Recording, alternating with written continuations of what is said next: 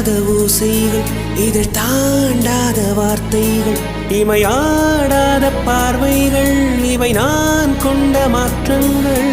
சொல் என்னும் ஓர் நெஞ்சம், எனில் என்னும் ஓர் நெஞ்சம், எதிர்பார்க்காமல் என் வாழ்வில் ஒரு போர்க்காலம் ஆரம்பம். இதயமே துடிக்கிறதா, துடிப்பது போல் நடிக்கிறதா, உரைத்திடவா மறைத்திடவா, ரகசியமாய் தவித்திடவா.